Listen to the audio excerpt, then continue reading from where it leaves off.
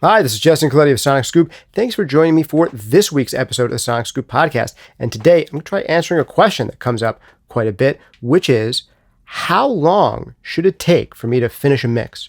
Or if you're mastering, how long should mastering a song take? And I'll give you my actual key to how long it's going to take me to master every song, and I'll give you the breakdown of that. Also, I'll try to answer a little bit, how long should it take to really record a song or an album top to bottom? And I want to get right into this one, so we're going to do the briefest shout-outs to our sponsors. I'm just going to give a shout-out to you for smashing the like button, if you do that here on the YouTube version, or if you're on the audio-only version, if you want to leave us a 5-star rating and review on Apple Podcasts or wherever you also get your podcasts. It's super-duper appreciated. Let's dive right in after I shout out one more. Sound Toys, sponsoring this week's episode, making some of my favorite creative mixing effects. Try out anything they make for free at soundtoys.com. All right, now let's get into it. How long should this stuff take? And here is the answer. The answer is nobody cares. I want to get that out of the way first, because the real answer to how long should it take is it doesn't matter. And I only want to lead with this because there's a lot of people who pride themselves in, I spent so long doing this, or I spent so many hours in the studio, or this, we spent so long making this album, we put so much time into this mix, and nobody cares. Nobody. I mean, maybe if you're telling a story about how many hours went into making this beautiful marble statue, great, you can tell a story about how many man-hours went into it and all that. Fine. And maybe that story could be a marketing point potentially. And that's essentially what people are doing when they're telling you how long they spent in the studio doing something, is that they're doing a kind of marketing. You should care about this song because of how long we spent on it. And great, maybe that'll attract someone's attention initially. But after their attention has been attracted, nobody cares. They just care about whether or not the song makes them bob their head, or whether it, pulls on their heartstrings, or whether it's a cool, interesting sonic puzzle. That's what they care about. They don't really care how long it took. And the same thing is true with your mixes and your masters and your recordings. If I master a song for someone, and it takes me literally 2.5 minutes, and it sounds amazing and they're blown away by the results, great, done. Would it have been better if it took me 2.5 hours to master that song if the results were the same? No, it would have been worse. It would have been worse for me as a person, and maybe it would have been worse for them because I'd have to charge them more if that's how long it was taking me to master every single song. 2.5 hours for every single song. If it took me that long to master every single song, I would need to charge more than I do. So it would be better if it only took 2.5 minutes. I could charge less if that's how fast every master took. As long as they're equally blown away by the results. And the same is true for your mixes and your recording. So I want you to bake that into your mind. And one of the best ways you could raise your rates if you're looking to, do this professionally for a career, your side hustle or whatever, any of this music stuff, is to be able to deliver the same quality in less time. And to do that, you need systems. We had an episode about why you need a system for mixing. Definitely look that up. Why you need a system for mixing, Colletti or SonicScoop, and it should come up. There's a good podcast episode about that idea about mixing faster, more efficiently, all that stuff. But I want to get that out of the way first. Now, with that said, I can give you some guidelines and some targets for how long it should take. In general, if you're spending a week to mix a song, you're probably doing it wrong. Now, there may be some exceptions to this. I'm going to throw in a whole bunch of exceptions. People like to bring up Mutt Lange, who did, a bunch of big hits, eventually with Shania Twain, but before that, in his kind of rock and metal days. Def Leppard, I think he was doing some of the early stuff. And, people really liked his sounds that he was getting. And apparently he spent a lot of time on mixes. That's the story of Mutt Lange. But in general, spending a long time mixing something is because you're doing it wrong. Again, there could be exceptions to this. We made the Mutt Lange one. The other big exception is if you're learning how to mix. You might revisit mixing the same song 3 times. You don't have a system yet. You don't know if what you did made it sound better or worse. And you want to rework this puzzle again and again and again and again. And that's a common thing for people to do when they're beginning. But when you want to get past the beginning stages, you're going to have to get out of that thing where you revisit the same song again and again for a week or a month or whatever it is. And you're going to want to get into the position where you're doing them somewhat systemically and somewhat quicker. So I would say that a good target is that if you're able to mix one song in one day, that's a good starting point and might be the ending point for really complex, dense songs with a lot going on and that need a significant amount of work. A better target, if you're trying to do this at a professional level, I would be saying is to get 2 songs done in a day, one in the first half of the day, one in the second half of the day. And I think that's a target that a lot of professional mixers shoot for, is can I finish this song completely in something like 4 hours, maybe less. If I get done 2, that would be awesome.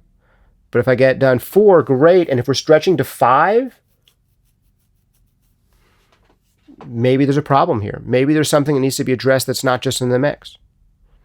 And you're not going to necessarily start at that level where you're mixing one song in 4 hours and then taking a break and mixing another song in 4 hours or less. But that's something that you could get to. And my course, Mixing Breakthroughs, is mostly focused on giving you a roadmap to get to that kind of productivity where you could turn around 2 songs in a day. And you're billing a decent amount for each of those songs. Not $25, not $150, but hopefully substantially more than either of those figures. And Mixing Breakthroughs is really all about giving you a roadmap to do that. And even if you're not at a super duper high level, you could make a pretty decent living working with independent artists, new bands, really passionate hobbyists, professionals at the start of their career, mixing their stuff and turning out 2 songs a day, a good number of days out of the week at a decent rate. You could really make a career doing that. It's not the easiest career in the world to start. I'm not going to pretend that music or audio in general is the easiest career to go and make a 6-figure salary in, but it is possible, and building in these kinds of efficiencies are part of that process.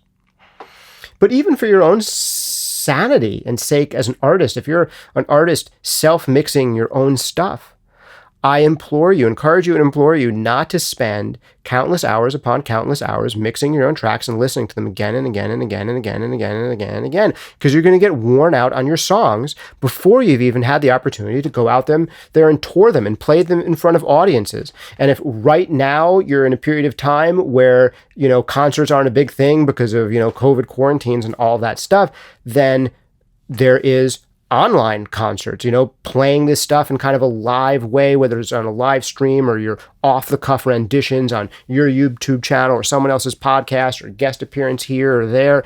Like that additional support you do for your main releases, or all that additional stuff that your main releases support you doing, that's another way to think about it. You're going to be so worn out in these songs if you spend weeks upon weeks mixing each song and revisiting it, spending 2 hours mixing it here now and then 2 hours some other day, and then it stretches out and you've remixed the song 3 times. It's going to wear you out in your songs and you're going to fizzle out when it comes time to release. So that's one of the biggest reasons I recommend to artists that they don't mix their own songs, their own releases. And if they do it, to try to be a little bit professional about it, to carve out big chunks of time, like a big 4 or 5 hour chunk of time, and you say, this is the time we have to mix. How good can I make it in 4 or 5 hours? Or how good can I make it by the end of the day today in 8 hours? And this is the only focus block I get, so I got to do it. And then at the end of that process, if you need to make a few revisions, great. If you need to sleep on it, write down a few notes about what should change, talk to your bandmates or collaborators, your management, whoever, and create a list of things that you want to tweak, and you go back and you make all those tweaks in another hour or 2 someday. That's fine too. But that's big. And there's no extra points that you get from taking longer. You get demerit badges each time you take longer. Instead of merit badges, you get demerit badges. You just put a big L on your forehead if you mixed for twice as long and made everything worse. We've all done that, right? When we're learning how to mix and do audio stuff, we've spent, the 3 extra hours working on something, the extra 2 days working on something, and then we're like, oh man, can we just go back 3 versions? It was fine. What did I do? I made it worse. And to some extent, you're only going to learn this stuff through a trial and error process. But also to some extent, you're only going to get fast if you don't learn through a trial and error process and try to take some of these ideas, some of this systemic approach to mixing or mastering, we'll talk about that in a second, all that stuff, and implement it right now. And that's what Mixing Breakthroughs, the course, is all about. If you ever want to do a full-length course that's just about developing a system for your mixing. In mastering, it's similar. So these days I really do just mastering. And if I spend a whole day to master a song or 2 hours to master a song, it's too long, right? If I spend 2.5 minutes to master a song and the results are great, that's long enough. But generally, it's not going to take me 2.5 minutes to master a song. Here's how long it usually takes me to master a song. I give myself a rule. The first time I'm working with a new client, I like to budget myself up to 90 minutes on their first track. And that's a long time. That's longer than I would recommend that someone spend mastering one song.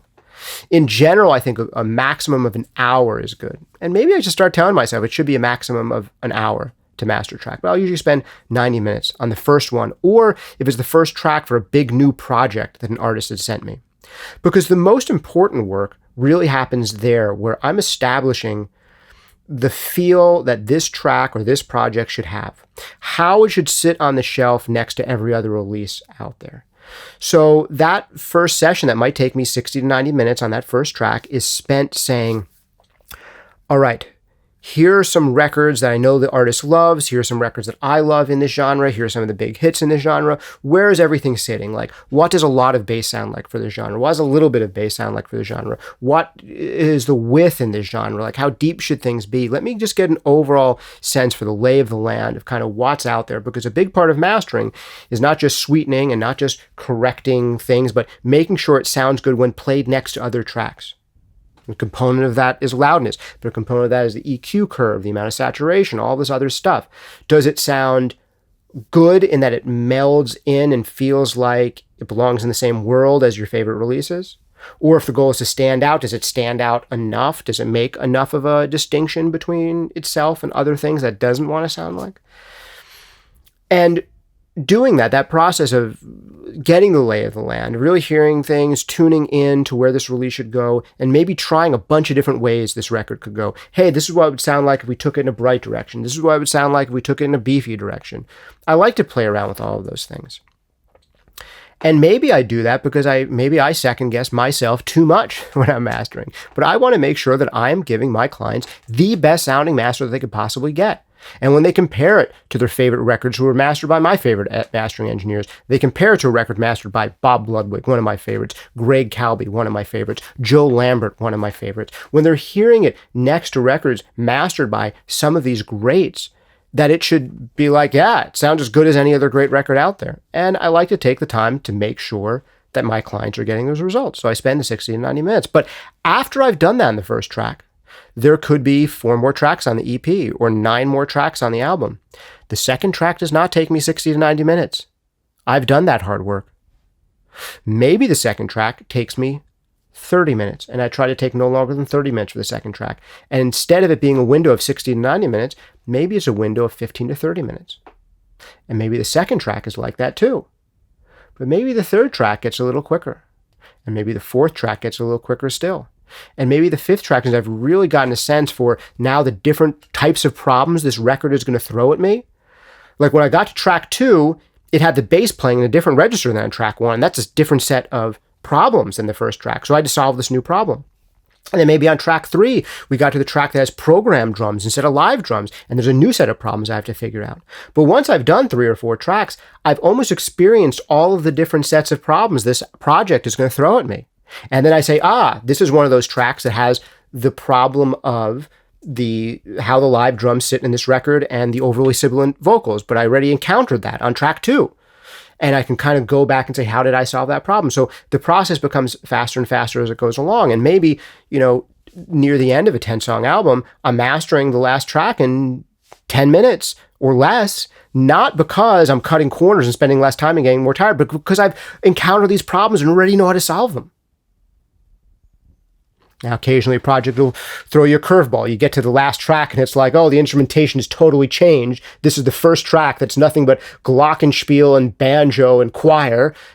I have a whole new problem to solve. How am I going to make this fit with the rest of the record? Damn, I got to spend 30 minutes to an hour on this one. But that's the general idea, is that for masters in isolation, like an hour is probably a good target, but maybe you can get it done in 30 minutes. Maybe you can get it done in 90.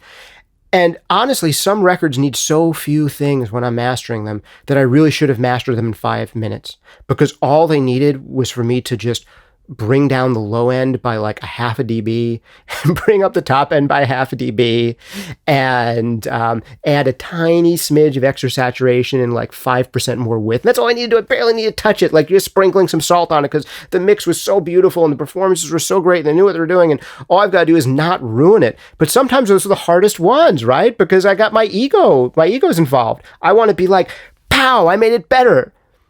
And sometimes all you're going to do is like, hey, it might sound slightly better. I didn't ruin it.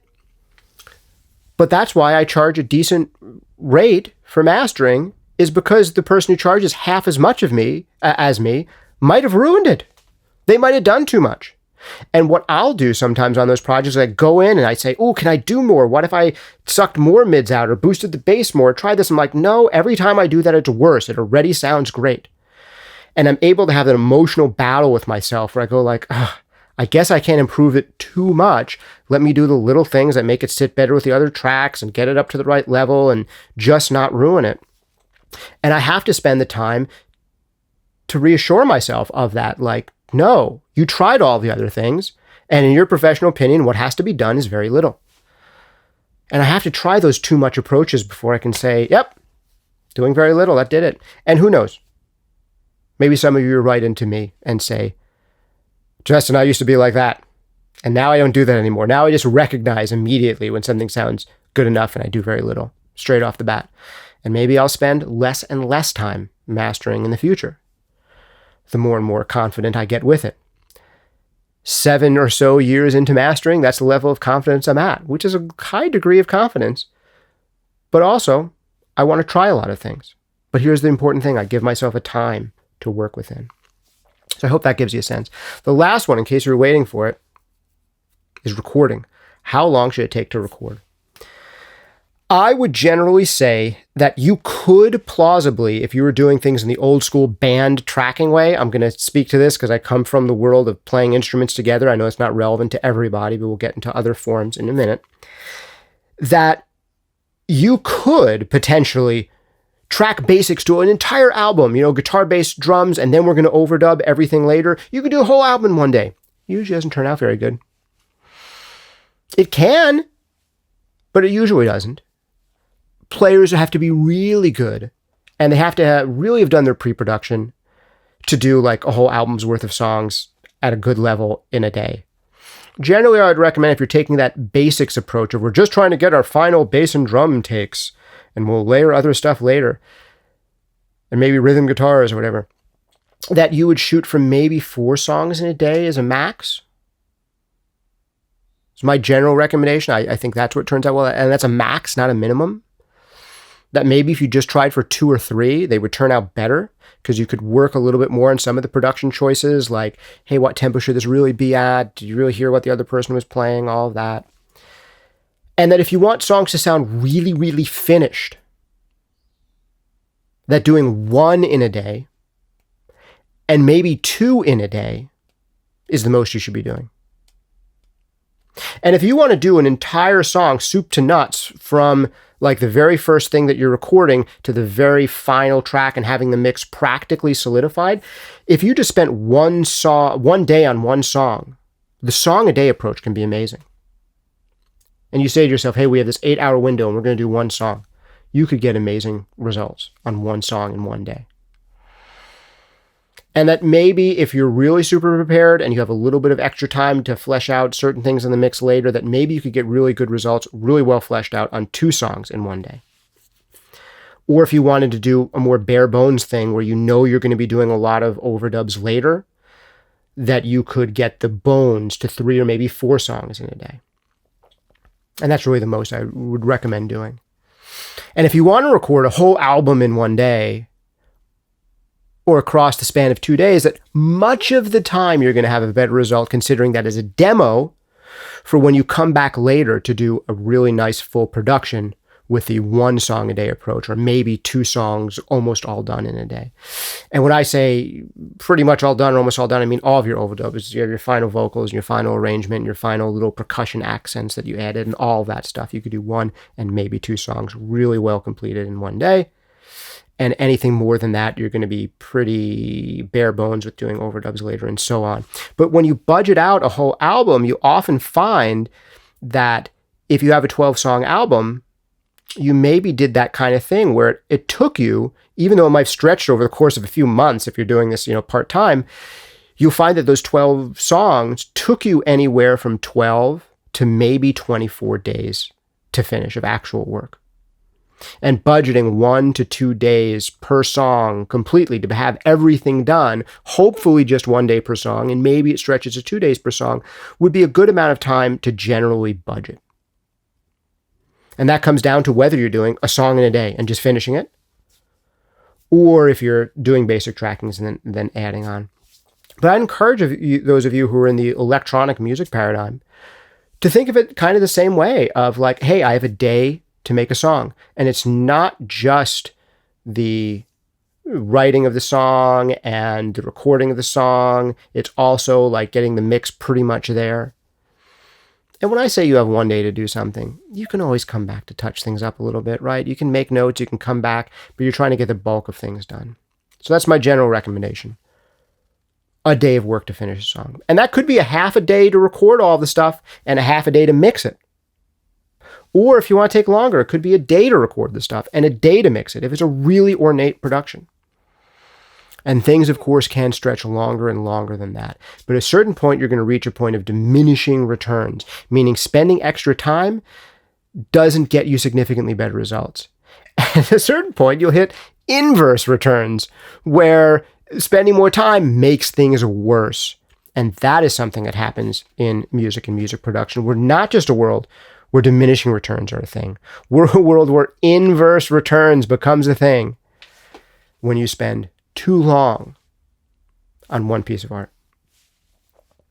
So I hope this has been useful to you. How does it boil down? It boils down to how long should it take? Nobody cares. They only care how good it sounds in the end.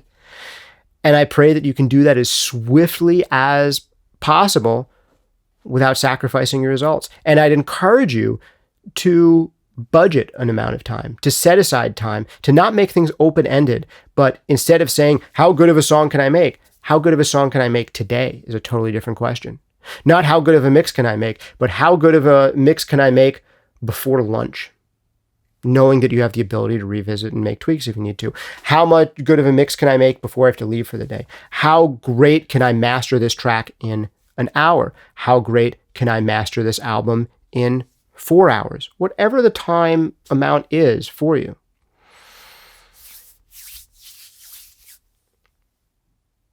And you may find times that work for you that are shorter than the ones I've said here or longer than the ones that are here, but I hope that's a good framework for you, at least for thinking through this problem for yourself.